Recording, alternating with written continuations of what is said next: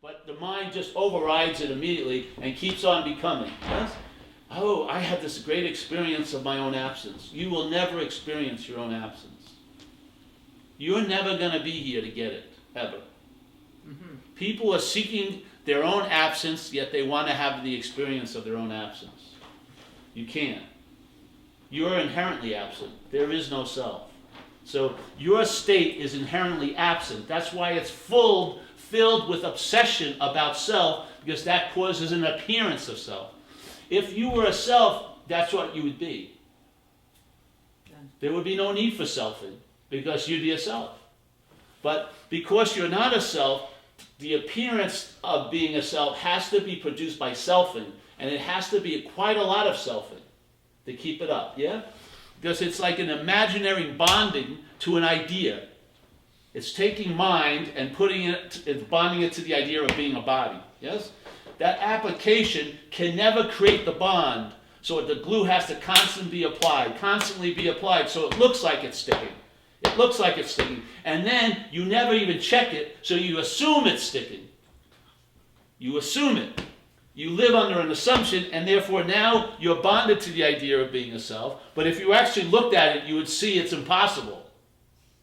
You would see immediately there'd be a freedom available. Yeah?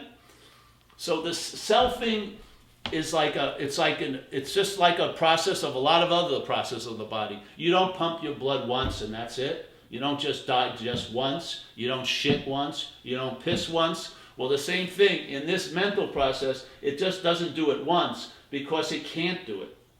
It can only appear to do it. Yeah? So it's a constant sleight of hand. Why do you think you have 70,000 thoughts a day in your head? Is that to do a job? I paint houses. I need maybe about 8 thoughts.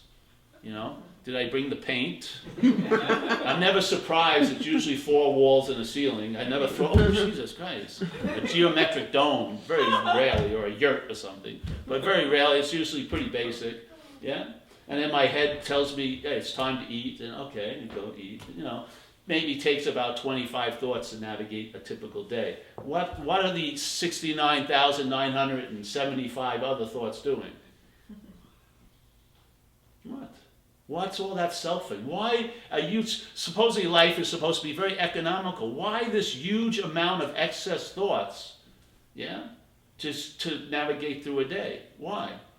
When supposedly life and evolution is always about economizing and the fittest gets to go and on and this, yet this seems to be totally wasteful. 70,000 thoughts a day popping up because they're not wasted. They're reinforcing the identification as a self.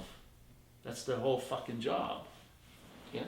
If you're relying on that thought system and you're listening to it like a radio show, you're going to take yourself to be a self. Quite a lot. Yeah?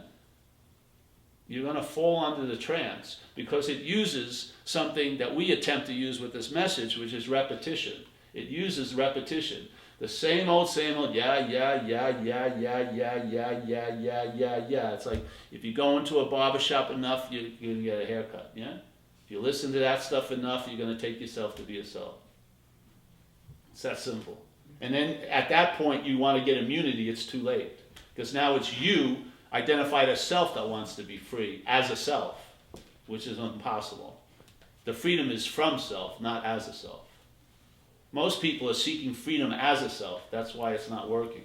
That's why they leave one path and go to the next path, leave one self-help book, go to the next self-help book, next retreat, different retreat, because it's never ending. Yeah? Because you can't be free as a self. The whole aspect of self is bondage. It's mind being identified with something that it's not. How is that going to lead to freedom? So it's freedom from something. Yeah? So it's a seeing something, and in the seeing of something, if there's been an invitation that you may not possibly be that, the seeing is accompanied with that little idea, hey, I may not be that which I'm seeing, and in that moment, the mind grabs onto an idea or a possibility, hey, if I'm not that, what's next? I can be free from that. Not I can be free as that, but I actually can be free from that. Then something starts working. Yeah? Then the freedom may start downloading. And it's all going to be about from, not as. The mind will keep trying to claim it and turn it into as, and that's what sometimes can happen, but only seemingly. It can never actually be so. So if there's the resting in the absolute, that there never was a self, nor will there ever be a self, yeah? Therefore, whatever presentation of self, whatever strain or whatever melody or whatever little three-penny opera that's produced, there won't be your attention and interest won't saddle up with that act of becoming, yes? Because you become a self by listening to the selfing.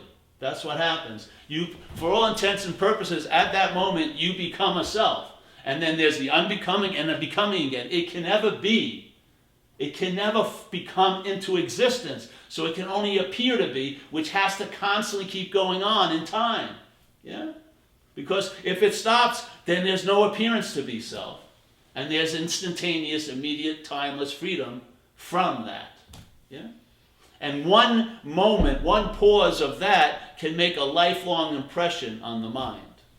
One pause from that constantly saddling up with the interest and attention on the sense of becoming self, one pause from that can initiate a conviction, yeah, a deep conviction of I'm not that. And like the old Who song, you won't be fooled again. You know, they're in the fire of stimuli, and they're conditional old ideas that get cooked and they pop like popcorn. And because you're conscious, there's a seeing of them. But when you're unconscious to the fact that you're conscious, you're taking yourself to be this, then you're not seeing them, you're thinking them. You believe you're the thinker of that thought. You believe that thought's about you. You own that thought now. It's just like if you were in a park and there'd be 30 kids there. Where would your attention go to? Your kid. With all the 30 kids, maybe you'd give a little bit of attention to someone, but basically your intention would be on your kid. Your kid. It's the your, it's the my, it's the identification as, it's the claiming. That's the activity of the bonding. It's not the thoughts, it's not just situations, it's not the condition the body's in, it's the meaning the mind's giving it all. And how that meaning gets injected into what's happening is it's happening to you. That's the bridge. Meaning gets dumped into things, and now you're fighting your own phantoms, so to speak. You're in like a shadow boxing match with you and you. Things, and now everything that isn't solid, isn't real.